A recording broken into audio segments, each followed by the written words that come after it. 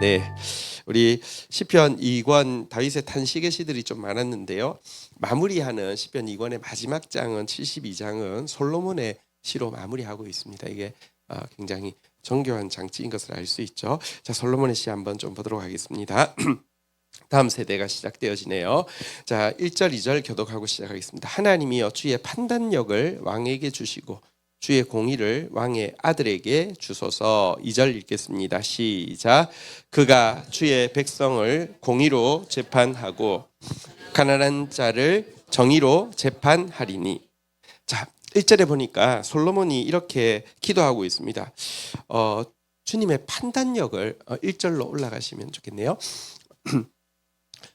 1절로 주님의 판단력을 왕에게 주십시오. 또 주님의 공의를 왕의 아들에게 주십시오. 이렇게 이야기하고 있습니다. 1차적으로 이제 왕이 자기잖아요, 그죠? 또 왕의 아들은 자기 아들이죠.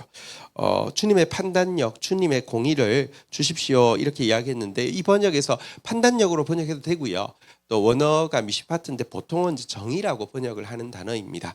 그러니까 정의라는 게 정의로도 번역되고 판단한다, 뭐 이렇게도 번역이 되기 때문에 번역이 맞고, 근데 밑에서는 계속 정의로 번역하고 있기 때문에 정의로 번역해도 되겠습니다. 한번 따라하겠습니다. 주의 정의를, 주의 공의를 주옵소서. 이렇게 구하고 있습니다. 왜 달라고 하는 것입니까? 2절에 보니까 그 주의 정의, 주의 공의 받아가지고 보니까 2절에 보니까 주의 백성을 주의 공의 가지고 재판하기 위해서, 주의 가난한 자를 주의 정의 가지고 재판하기 위해서 공의와 정의를 주십시오라고 기도하고 있는 것입니다. 그러니까 바른 재판할 수 있도록 당신의 공의, 당신의 정의를 저에게, 저의 아들들에게 주십시오. 이렇게 기도하고 있는데요. 이게 바로 실제 우리가 너무 잘 알고 있는 장면, 그가 왕이 되고 나서 하나님 앞에 나아갔습니다. 아직 어리고 뭘 어떻게 해야 될지 모르는 상태에서 하나님 앞에 나아가서 지혜를 구했던 이유가, 우리는 이제 솔로몬이 지혜를 구해서 지혜 받았다는 알지만 지혜를 구한 이유가 뭔지를 간과하기 쉬운데요. 지혜를 구한 이유가 재판 잘하려고 하는 거였습니다. 우리 한번 확인해 볼까요? 역대하 1장 10절부터 보면요, 그가 이렇게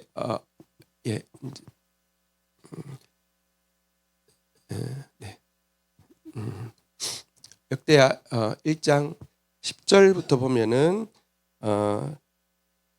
우리 미디어 팀, 또 우리 청년부 자매 일부러 새벽에 택시 타고 멀리서 이렇게 오고, 너무 우리 미디어 팀 우리 축복 박수 한번 하겠습니다. 네.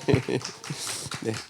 자, 주는 이제 내게 지혜와 지식을 주사. 여기까지는 잘 알죠, 그죠? 지혜 달라고 해서 지혜 받았다. 그러니까 너희들도 기도하면 지혜 주시오. 그래서 공부 잘해가지고요, 판사 돼가지고요, 기독교인들이 막 비리 저지르고 이런 너무 많이 봤습니다. 아니, 왜 지혜를 달라고 했냐고 하면요, 이 백성 앞에서 출입하기가 없어서 이렇게 많은 주의 백성을 누가 능히 뭐 한다고요? 재판하리까. 그러니까 재판 잘할 수 있도록, 공의와 정의, 재판 잘할 수 있도록 지혜 주십시오. 이렇게 구했고요. 그랬더니 하나님이 이 말을 보십시오. 너 지혜 달라고 해서 지혜 줄게라고 하지 않습니다. 한번 보십시오. 이 말을, 그러니까 하나님 재판 잘하게 지혜 주십시오 했더니 하나님도 11절 한번 볼까요? 이어지는 9절에 보면요, 하나님이 솔로몬에게 이르되 이런 마음이 너한테 있어서, 여러분 기도 제목은 여러 가지 이야기할 때는 그게 그 중에서 뭐가 진짜인지 모릅니다. 솔로몬이 딱 한 가지만 구했어요. 부나 재물 구하지 않았습니다. 영광, 원수, 생명 멸하는 거 구하지 않았습니다. 장수도 구하지 않았습니다. 오직 한 가지 구했는데요. 한번 따라하겠습니다. 내 백성을 재판하기 위하여 지혜와 지식을 구하였으니. 보십시오. 앞에는 하나님 지혜와 지식 주십시오. 재판하기 위해서. 그러니까 우리는 좋아하는 게 지혜와 지식이잖아요. 우리 자녀들이 지혜 받아서 좋은 학교 가는 거 너무 좋아하니까 아멘, 지혜와 지식 이랬는데, 사실은 지혜와 지식 주십시오. 왜? 재판 잘하기 위해서. 이게 이유였어요. 하나님은, 그러니까 이유가 더 중요한 거잖아요. 그러니까 너가 다른 거 아무것도 구하지 않고 재판 잘하려고 지혜와 지식 구했으니 내가 기뻐한다, 내가 준다, 이렇게 하나님이 이야기를 하고 있습니다. 사실 하나님께서 지혜를 구하는 그를 칭찬하신 이유는요, 그러니까 재판 잘 하게 될 때에 결과가 무엇입니까? 한번 따라하겠습니다. 주의 공의, 주의 정의, 주의 공의, 주의 정의가 나타나기 때문에 하나님께서 기뻐하신 거예요.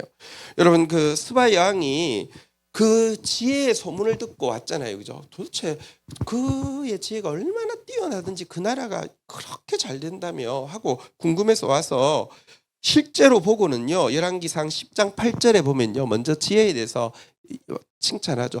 복되다 당신의 사람들이요, 그러니까 신하들이요, 복되다 당신의 신하들이요, 백성들아 신하들아 당신 여러분들 너무 복됩니다 하면서 항상 당신 앞에 서서 당신의 지혜를 들음이로다. 나는 9개월 걸려서 와서 6개월 동안 잠시만요. 그런 거 18, 19, 20, 4개월 동안 듣고 돌아갈 뿐인데 매일 이 지혜 들어서 너무 좋겠다라고 이야기를 하고 있는데요. 그 지혜 듣는 게 왜 좋습니까? 지혜의 결과가 무엇입니까? 19절에 보니까 그가 이렇게 이야기합니다. 한번 같이 읽어볼까요? 시작. 당신의 하나님 여호와를 송축할지로다. 여호와께서 당신을 기뻐하사 이스라엘 왕위에 올리셨고 여호와께서 영원히 이스라엘을 사랑하심으로 당신을 세워 왕으로 삼아 정의와 공의를 행하게 하셨도다. 보십시오. 지혜를 받는 목적은 재판 잘하기 위함입니다. 근데 이 재판 잘한 그 결과가 뭔지 아십니까? 한번 따라하겠습니다. 정의, 공의. 그래서 하나님이 솔로몬이 지혜 구했을 때 그렇게 기뻐하신 거예요. 주의 공의가 그를 통해서 나타날 것이니까. 주의 정의가 그를 통해서 나타날 것이니까. 그래서 우리가 읽었던 그 1절에 주의 판단력, 주의 공의, 원어로는 주의 정의, 주의 공의, 2절에도 주의 공의, 정의, 이게 이 시의 키워드임을 알 수 있습니다. 공의는요, 하나님의 말씀에 담겨 있는 원리를 이야기한다고 하면, 정의는요, 그 하나님의 말씀이 실행되어지는, 그러니까 이게 이론이고 이게 실천이라고 할 수 있는 게 공의와 정의의 관계입니다. 자, 이 공의와 정의가 이제 그 이론을 제대로 알고 그것을 잘 실천하게 되면, 실행하게 되면 어떤 일이 일어난다고 이야기합니까? 3절 4절 교독하도록 하겠습니다. 의로 말미암아 산들이 주의 백성에게 평강을 주며 작은 산들도 그리하리로다. 4절 같이 읽어볼까요? 시작. 그가 가난한 백성의 궁핍한 자의 자손을 구원하며 압박하는 자를 끊으로다. 자, 3절에 보면 의라고 돼 있는데 원어로는 이제 공의, 이제 의가 공의고 공의가 의인데 이제 어쨌든 같은 통일해 놓은 게 더 좋겠죠. 이제 이 공의가 하나님 지혜 주셔서 저에게 있다고 하면 이 공의로 말미암아 산들, 작은 산들, 그러니까 뭐 큰 사람, 작은 사람, 뭐 큰 사건, 작은 사건, 큰 재판, 작은 재판에 상관없이 한번 따라하겠습니다. 평강을 주며 평강을 줄 것이다. 이렇게 이야기하고 있습니다.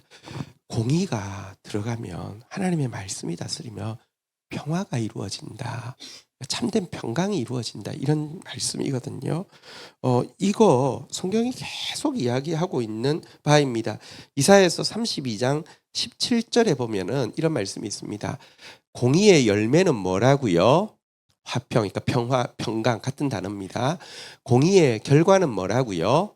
영원한 평안, 안전. 그러니까 공의, 하나님의 말씀이 나갈 때에만 화평, 평안, 안전 같은 단어거든요. 그러니까 진짜 평화가 이루어진다는 것입니다. 우리가 왜 말씀합니까? 왜 말씀이 이루어지는 나라를 꿈꿉니까? 거기에만 진짜 평화가 있기 때문에 그렇습니다. 여러분, 그 이사야서 2장에 보면, 이사야서 2장 2절에 보면 말일에 여호와의 전의 산이 모든 산 꼭대기 위에 설 것이요, 그러니까 언약궤가 있는 시온산이 가장 높아질 것이고 모든 작은 산 위에 뛰어나리니 만방이 그리로 모여들 것이라, 이렇게 말씀 앞으로 모여들 것이라 이야기하고는요, 3절에 보면요, 많은 백성이 가며 이르기를 오라 우리가 여호와의 산에 오르며 야곱의 하나님의 전에 이르자 그가 그의 길을 우리에게 가르칠 것이라 우리가 그 길로 행하리이다 하니 율법이 시온에서부터 나올 것이요 하나님의 말씀이 예루살렘부터 나올 것이라. 그러니까 말씀 배우러 열방이 진짜 말씀 배우러 나온다고 이야기합니다. 근데 왜? 사실 여러분, 신앙생활도 말씀 없이 하는 게 훨씬 편하거든요. 우리가 지금 이 시편을 보면서 어제 셀장 모임 하는데 셀장님들이 그런 이야기를 하세요. 다윗을 이제 시편 통해서 그냥 이전에는 그냥 시편 읽을 때 은혜로운 뭐 시구나 이 정도였는데 실제로 보니까 다윗이 이렇게 말씀 붙잡고 산다는 게 만만한 게 아니구나 되게 많이 느껴져요. 막 근데 그 말씀 배우려고 모든 사람이 왜 이렇게 시온으로 막 나올까요? 도대체 말씀 배워서 뭐 하자는 겁니까? 근데요, 이 말씀이 아까 의가 있어야지 평화가 있다 그랬잖아요. 그죠?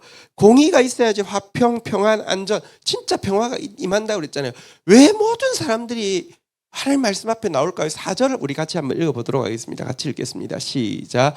그가 열방 사이를 판단하시며 많은 백성들을 판결하시리니 무리가 그들의 칼을 쳐서 보습을 만들고 그들의 창을 쳐서 낫을 만들 것이며 이 나라와 저 나라가 다시는 칼을 들고 서로 치지 아니하며 다시는 전쟁을 연습하지 아니로다. 이 말씀의 주인이신 예수님은요, 여기 판결이 이제 재판이라는 뜻이잖아요. 그죠? 온 만민을 바르게 판단하고 재판할 것인데 그 결과 칼이 밭가는 보습이 되고요. 창이 풀베는 낫이 되고요. 다시는 이 나라 저 나라가 서로 칼 들고 전쟁 연습하는 일이 없이 완전한 평화가 이루어질 것이기 때문이다라고 이야기하고 있습니다. 공의가 이루어질 때만 세상에 평화가 이루어집니다. 여러분 이 세상에 과연 평화가 이루어질까요? 진짜 뭐 여러분 무슨 한 나라가 커지면 진짜 슈퍼파워가 되면 평화가 이루어질까요? 과거는 그래도 미국이 세계 경찰 노릇을 많이 하긴 했습니다. 또 우리는 어쨌든 그 혜택을 되게 많이 받은 나라잖아요. 그죠? 우리 6.25 전쟁 때 만약에 그런 역할이 없었으면 우리는 어떻게 됐겠습니까? 많은 영향을 받았습니다. 그런데 그 뭐랄까요? 이 세계 경찰 역할을 하고 있을 때도 그로 말미암아 또 피해 보는 사람들도 되게 많았었습니다. 그리고 지금은 여러분 미국이 이제 강해진다고 세계 평화가 이루어질까요? 미국 말 앞에 전부 다 막 딸랑딸랑 하면서 한다고 이 세상이 진짜 천국이 될까요? 전쟁 무기는 점점 더 전쟁 비용도 더 많이 쓰라고 하고 막 서로가 뭐 이러다가 이건 진짜 이거 한순간에 훅 가겠다 해서 지금 모든 나라들이 전쟁 그 비용을 훨씬 더 많이 높이고 있잖아요. 그죠? 어디에 평화가 있습니까? 진짜 하나님의 말씀에는 평화가 없습니다. 그래서 아까 지금 3절로 다시 가보면 이 공의로 말미암아 이 평화가 임합니다. 이렇게 이야기하고 있고요. 4절 한번 볼까요? 그 공의의 말씀이 이론이 아니라 실제가 되는 게 정의라고 했잖아요. 정의가 이루어지면 4절 같이 한번 읽어보겠습니다. 시작. 그가 가난한 백성들의 억울함을 풀어주며 궁핍한 자의 자손을 구원하고 압박하는 자들을 꺾으리로다. 정의가 이거예요. 정의는요, 가난한 자들의 억울함이 풀어지는 거예요. 궁핍한 자들이 구원받는 거예요. 정의는요, 또 이 가난한 자들을 억압하는 자들, 궁핍한 자들을 죽이던 자들이 심판받는 게 정의예요. 그러니까 이 공의와 정의를 주십시오. 공의와 정의가 이루어져서 평강이 있게 하여 주시고 가난한 자들은 신원받게 하여 주시고 악한 자들은 심판받게 하여 주십시오. 솔로몬이 이렇게 기도하고 있는 것입니다. 자, 그리고는요, 이제 5절, 6절로 한번 넘어가 보도록 하겠습니다. 5절, 6절입니다. 그들이 해가 있을 동안에도 주를 두려워하며 달이 있을 동안에도 대대로 그리하리로다. 6절 같이 한번 읽을까요? 시작. 그는 벤 풀 위에 내리는 비같이 땅을 적시는 소낙비같이 내리리니. 5절에 한번 보면요, 이렇게 왕의 자손들이 공의와 정의를 가지고 바르게 재판하면은 어떤 일이 일어나느냐. 백성들이 해 있을 동안 낮에도 하나님 경외하고 밤에도 하나님 경외하고 잠시 경외하는 게 아니라 대대로 하나님 경외하게 될 것입니다. 이렇게 이야기하고 있습니다. 공의와 정의의 통치가 이루어지면요, 백성들이 이 공의와 정의가 인간에게서 나올 수 있는 게 아닙니다. 여러분들 우리가 정말 기독교인들이야말로 정말 공의와 정의에 제일 민감해서 기독교인들이야말로 투표하고 재판할 때 가장 뭐랄까요? 저 사람들이 뽑는 사람 우리도 따라 뽑으면 나라가 좋아져 하는 기준이 되어야 합니다. 정의와 공의에 민감한 사람. 그러나 정의와 공의를 정치인 어떤 사람이 완전히 이룰 것이라고 착각하는 것은 기독교인이 아닙니다. 기독교인은 인간은 도구로 사용되어질 수 있지만 정의와 공의를 완전하게 이루실 분은 하나님밖에 없음을 아는 사람들입니다. 정의와 공의가 완전히 이루어지는 나라는 세상 나라가 아니라 하나님 나라임을 아는 사람입니다. 그래서 여러분 이런 지도자가 공의와 정의를 행하면 사람들은요 그 지도자 물론 존경하겠지만 그를 통해서 하나님을 경외하게 된다는 것입니다. 이게 공의와 정의가 이루어질 때의 모습이고요. 또 하나님은요 백성들에게 그날이 되면 바른 지도자를 통해서 공의와 정의가 퍼져나가면 하나님은 그들에게 어떤 영향을 끼치냐. 6절에 보면요. 뱀풀 위에 내리는 비, 땅을 적시는 소낙비 그랬는데요. 조금 더 정확하게 이야기하면 뱀풀 풀 베고 난 들 그게 바로 여기 땅이라고 번역됐는데요. 여기 이스라엘에서 이 잡초 제거하는 때는 땡여름입니다. 그러니까 잡초가 혹시 이게 뭐랄까 습기까지 뺏어 먹지 못하도록 제거를 해야 되는데 이 땡여름에는 풀을 베고 나면요 그냥 그 자리에서 바로 마를 정도로 땡여름입니다. 그러니까 아주 메마른 때에 비가 내리고 소낙비가 내리면 어떻게 되겠습니까? 완전히 그냥 내렸는데 지나서 보면 하나도 안 남아요. 그 정도로 흡수를 한다는 말이에요. 여러분 보십시오.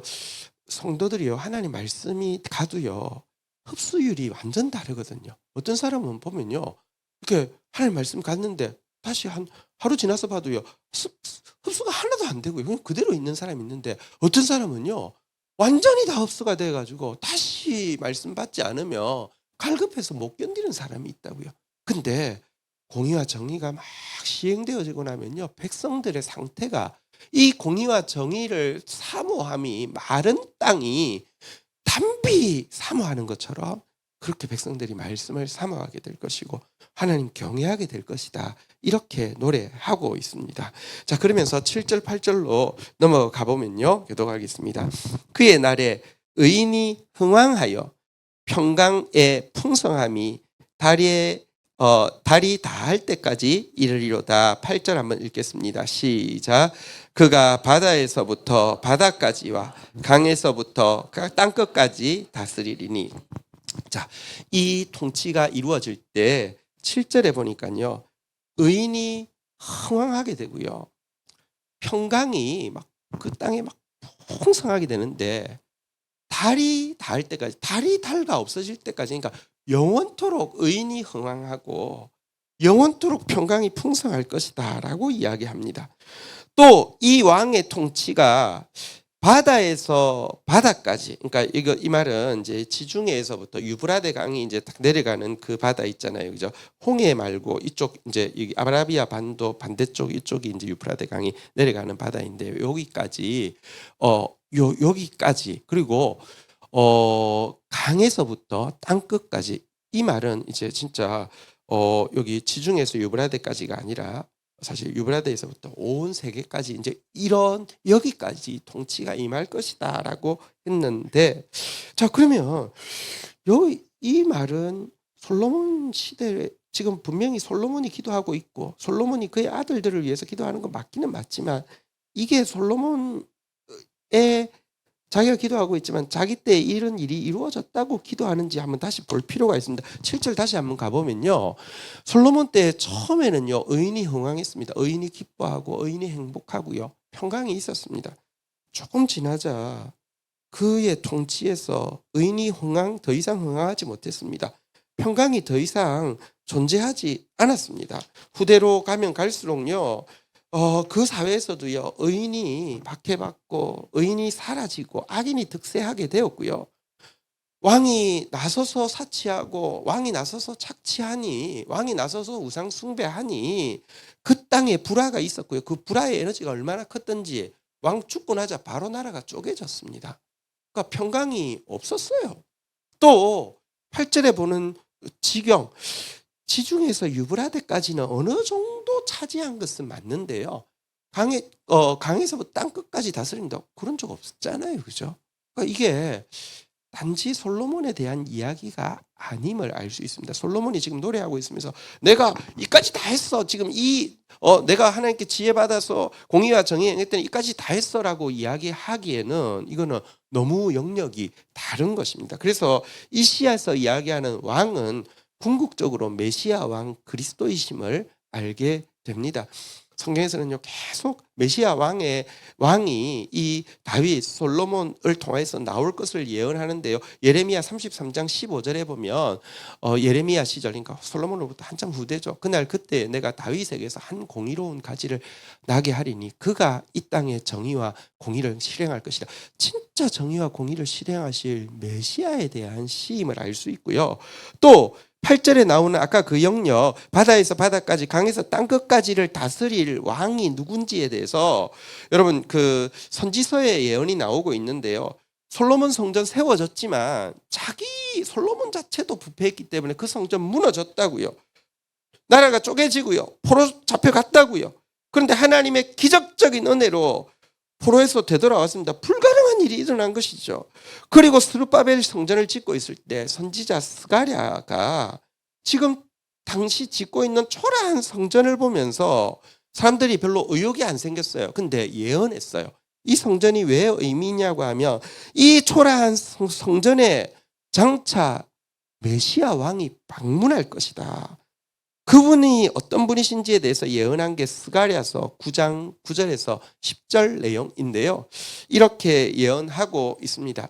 자, 이분이 그 성전이 예루살렘에 있잖아요. 예수님이 들어갔던 성전은 스룹바벨 성전이거든요. 자, 시온에 따라 크게 기뻐할지어다. 예루살렘에 따라 즐거이 부를지어다. 이제 이 메시아 왕이 이 스룹바벨이 지은 그 성전에 오는데요. 뭐 어떻게 오십니까? 보라, 내 왕이 내게 임하시나니 그는 공의로우시며 구원을 베푸시는데 겸손하여서 나귀를 타시나니 나귀의 작은 것 나귀 새끼를 타고 들어오는데요. 10절 그분이 들어오심으로 말미암아 어떤 일이 일어난다고요? 내가 같이 읽겠습니다. 시작. 내가 에브라임의 병거와 예루살렘의 말을 끊겠고 전쟁하는 할도 끊으리니 그가 이방 사람에게 화평을 전할 것이고 그분이 들어오며 완전한 평화가 온 세계에 임할 것이다. 이렇게 이야기하고는요. 그분의 통치 영역이 나오는데요. 같이 한번 읽겠습니다. 시작. 그의 통치는 바다에서 바다까지 이르고 유브라데 강에서 땅끝까지 이르리라. 그러니까 그 지금 솔로몬이 예언했던 그 지경은 자기가 한 번도 이루어 본 적이 없어요. 근데 그 똑같은 지경을 바로 메시아 왕이 온 세계를 공의와 정의로 다스리시고 완전한 평화가 임하게 하실 것이다 라고 예언하고 있는 것을 보아서 솔로몬도 지금 이 시를 하면서 자기 업적을 용비어천가 스스로 나 대단해. 내가 온 세계 평화를 이루었어. 나 노벨상 안 받으면 큰일 나. 이게 아니에요. 메시아 왕에 대해서 예언하고 있는 시임을 알 수 있습니다. 9절, 10절, 11절 교독하겠습니다. 자, 이 통치가 이루어질 때요. 자, 어떤 일이 나는지 광야에 사는 자는 그 앞에 굽히며 그의 원수들은 들것을 핥을 것이며 10절 읽어볼까요? 시작. 다시스와 섬의 왕들이 조공을 바치며 스바와 시바의 왕들이 예물을 드리로다. 11절까지요. 시작. 모든 왕이 그의 앞에 부복하며 모든 민족이 다 그를 섬기리로다. 이 메시아 왕의 통치 때예요. 9절에 보면 일단 광야에 사는 자는 아말렉 이야기하는데 원수를 이야기합니다. 또 그의 원수들이 굽히고 티끌을 핥는다니까 심판받아서 이렇게 완전히 굴복되게 된다는 뜻입니다. 10절에 보면요. 또 구원받을 사람들이 다시스 섬으로부터 또 스바와 시바에서부터 조공과 예물을 가지고 주님께 나와서 주님께 예물을 드리게 될 것이다. 이렇게 이야기하고 있습니다.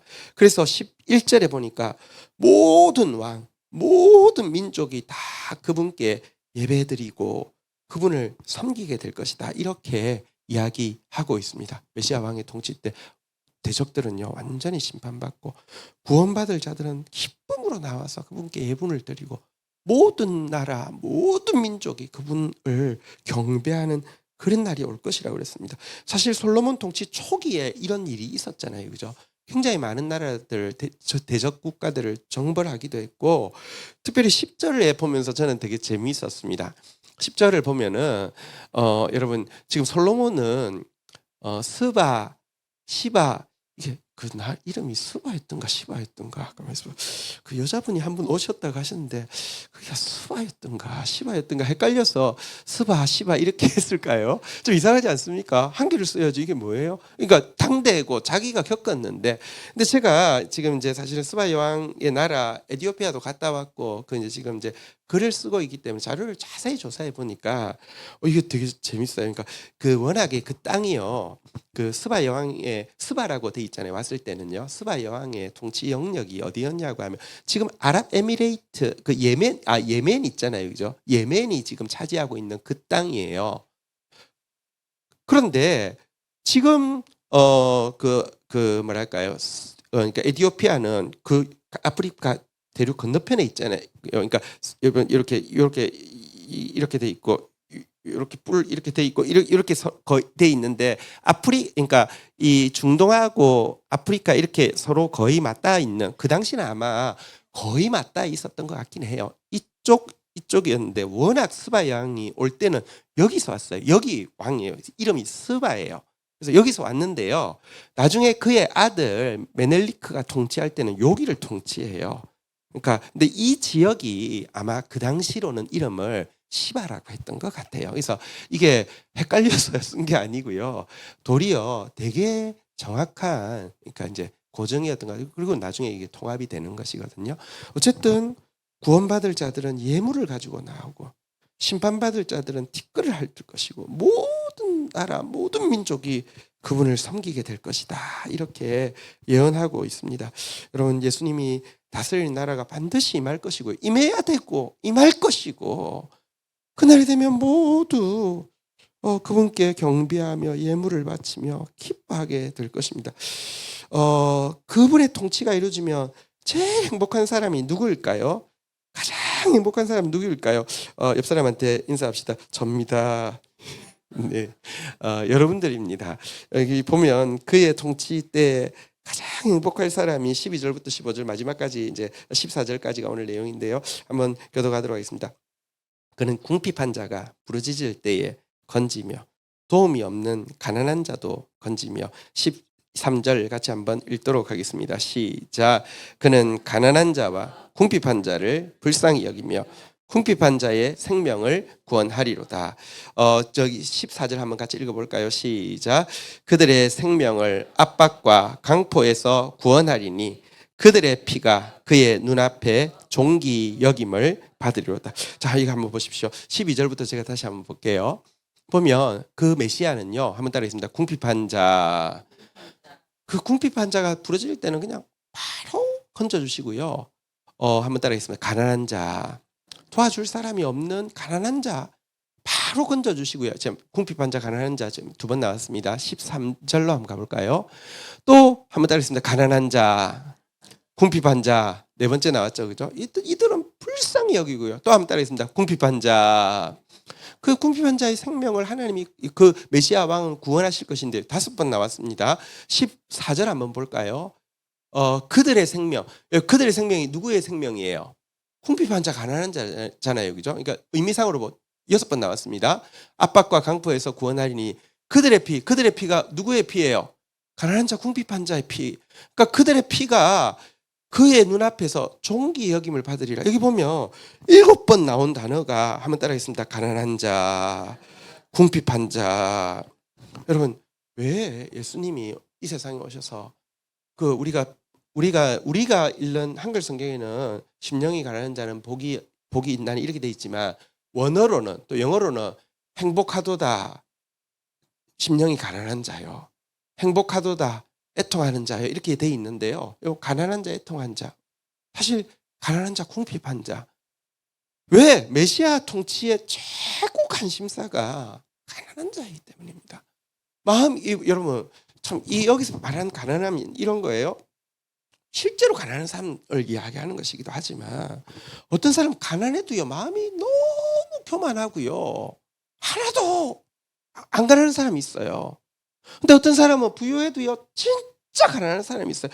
가난하다는 게 뭐냐고 하면요 하나님 말씀 때문에 가난해진 거예요. 하나님의 말씀이 보여주신 표대 약속이 있는데 현실과의 괴리 앞에서 가난함을 느끼는 걸 이야기해요.